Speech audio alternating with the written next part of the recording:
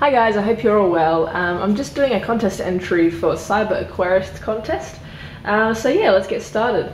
Basically, this is my Aqua One Aquience 1800 RT model 6-foot aquarium, which is 600 litres or 158.5 gallons, so almost 160 gallons.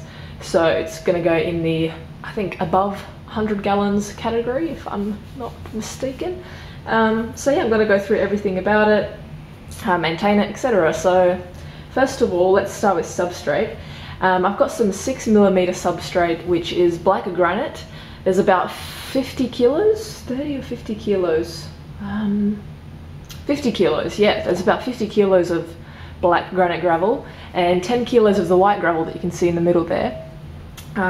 We've got some large driftwood at the back, which cost about 110 or 120 dollars, I think, from our local fish store, which is expensive, but it's a really nice piece. You can't really see it because it's covered by all the plants, but the fish love it, the plecos love it, and yeah, it just makes the tank look sort of more, you know, earthy, more natural, rather than the sort of fake, what do you call them, like decor stuff that you might have.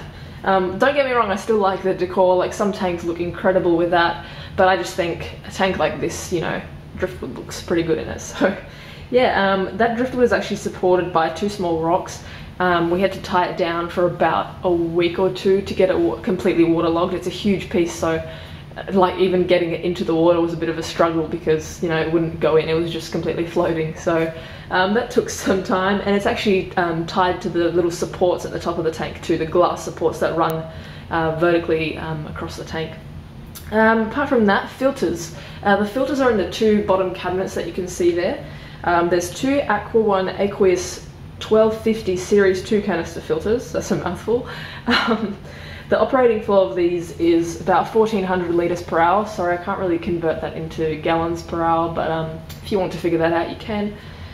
The media in there, the first layer is a white wool filter pad with black sponge, which is 35 ppi. The second layer is a blue sponge with 15 ppi, as well as some Ceramisub Advanced, which I think is just the basic ceramic sort of little tubes that you can get. The third layer is blue sponge with 15 ppi and BioNood Advanced, which I'm not sure what that is. I think they're like little sort of bio ball type things. I've cleaned these filters out a million times and I still can't remember what's in them, which is really sad, but yeah, I don't clean them out that often. So filtration done. So heaters. It did come with 2 heaters. This whole tank actually came as a set, so the filters, the heaters, the lights, everything came together. The filters are doing great, the heaters are doing great, the lights not so much, but I'll talk about that a bit later. So the heaters I have, we're using one of them. It's a 2 Aqua One Thermosafe, sorry, not 2, I meant there's 2, but we're only using one. An Aqua One Thermosafe 300 watt heater, which is set to about 28 degrees Celsius. That's mainly due to the fact that we have some discus that you can see there, the little blue one and the yellow one that are swimming around together. And as you know, they like a higher temperature, so yeah, we sort of had to bump that up for them. Okay, CO2, you can sort of see it in the corner there. The CO2 bottle is a 6 kilogram pressurized CO2 bottle, which is set to 30 psi. And it also has a pH controller that turns off the CO2 when it gets too much, or when the pH gets too high or too low. Now I can't remember which one it is, but yeah, that sort of controls the CO2 levels as well. Actually, yeah, we do have a reactor now instead of a diffuser. We did have a diffuser, like one of the little glass ones, but we found that reactors work a lot better, considering that the airline tube, you can see the white tube on the right hand side there in the corner, connected to like a green sort of tower thing.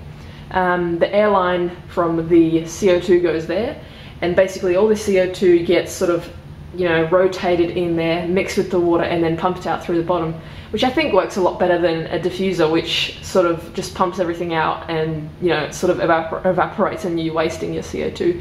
I do use a diffuser in my smaller 54 litre tank, which is about 14 gallons, but for this size tank, we've found that reactor would be better. So let's get on from the CO2. Sorry about that. Lights, we have 4 39 watt Anubias red lights, which are 849 millimeters long. as well as 4 24-watt Anubias white lights, which are 549 millimeters long at 10,000 K. I'm not sure what Kelvin rating is for the pink tubes, but yeah, they're not doing too great for the plants. Like, the plants look good now because it was all trimmed a few days ago, but yeah, some of the plants don't really like it. We're actually thinking to upgrade to a Giesman system, if not even a hanging sort of system, or something like that. The lights are not on a timer currently. We're actually waiting on a timer to arrive. We've ordered one, but they run for about 8 to 9 hours. We try not to go over that, just to keep it consistent. As you can see, there's no background on the tank. That's because we have a blue wall behind it. You can see around the edges of the tank. So we found that, you know, we don't really need to invest in a large background, or even though they're not, you know, expensive or anything, but at the moment it's looking all right like this. So yeah, maintenance. We do about 25 to 30% water changes every month. If not every month, every time it's like needed. Like, we check the water parameters weekly, so if something's wrong, we'll do a water change, or, you know, just, yeah. So the water's drained. We actually found this way a lot better than obviously using buckets for this size tank.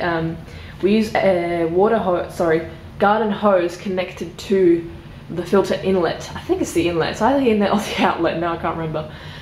We connect that to the filter inlet and basically just drain it via a pump, which basically just flows into the garden. So yeah, that's a lot easier than sort of trying to fill up like 30 buckets of water and, you know, taking it out that way. So the water is refilled with a hose, which is then conditioned with API tap water conditioner. So I'll just show you this quickly.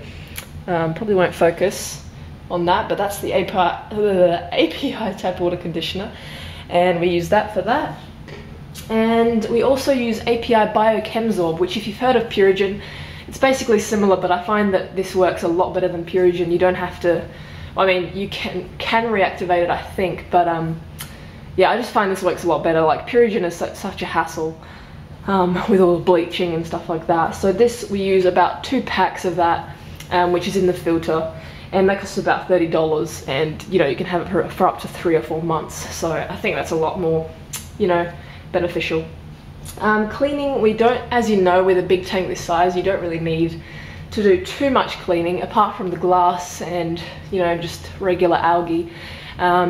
We use a magnetic cleaner for the glass, and the plants get a monthly trim, or as needed, I guess. So let's go on to fish. We have 5 Siamese algae eaters, which are hiding somewhere. They like to school together. 2 red-tailed sharks, which are, I think there's one on the driftwood there. 2 discus, which we got recently, which are just at the white path there. 4 angelfish, 13 neons, which are currently being quarantined. 2 bristlenose plecos, 2 clown loaches, 1 dwarf gourami, and 1 pearl gourami. So that's pretty much all the fish we have in the tank. They're fed twice daily, alternating between flake food and bloodworms every couple of days. So we have these 2 foods here which I use. I'll just show you. This is Juplerin, and that stuff's pretty good, and just some average tropical fish flakes, as well as, yeah, bloodworms. And the bristle noses and algae eaters get some tetra veggie algae wafers. Okay, so going on from fish, I'll just give you a quick overview of the plants. I know I should be finishing up now, but I'll just go through the plants I have. Far back left corner, you can't really see it, we've got some thin Vallisneria. Just in front of that, we've got some Ludwigia brevips, which is narrow leafed. At the front, on the left there, the green you can see is Java fern. Just behind it, we've got some pennywort. In the driftwood, we have a native plant, which I'm not sure what it is. It's native to Australia, but yeah, I bought that from someone, and I'm not exactly sure what it is. We've got some needle leaf Java fern at the bottom. We've got some Echinodorus holmani, which are the 2 little reddish sort of plants at the front there. We've got some Blixa japonica, which isn't doing too well at the moment. I think it needs a bit more CO2. Echinodorus vesuvius, which is the curly little stuff, sort of just where the discus are now, just sort of to the left of them. Some Anubias nana on that little piece of driftwood. Some lace-fern right at the back there, which also grows like crazy. Some more Echinodorus on that rock on the path, which is, I think, could be holmani as well, but I'm not sure. We've got some Hydrocotylusus ophilia at the back there, which is the sort of lily-like shaped leaves. We've got some Subwassa tang, which is the little clump of freshwater seaweed that the discus are in front of right now. And we've got some Hygrophilea stricta, which is blue strict, which is the 3 bushy sort of plants on the right there. As well as some Sagittaria chainsword at the front, and some Luminophilia aromatica red, which we don't know much of at the moment. So anyway, this video is a little bit longer than I expected. Hopefully you've enjoyed it. And yeah, I'll just do a sort of close-up of the tank quickly. It's not going to focus for you, unfortunately. This camera does not autofocus, which is a real pain. You can see the CO2 with the pH controller. And yeah, that's about it. I show you the filters, but I'd have to open the cupboard, so I won't do that. Thanks for watching, guys. Hopefully you've enjoyed the contest. And yeah, hope everyone enters, and good luck to all the other entrants. So thanks for watching, and yeah, I'll catch up with you guys a little bit later. Thanks, guys.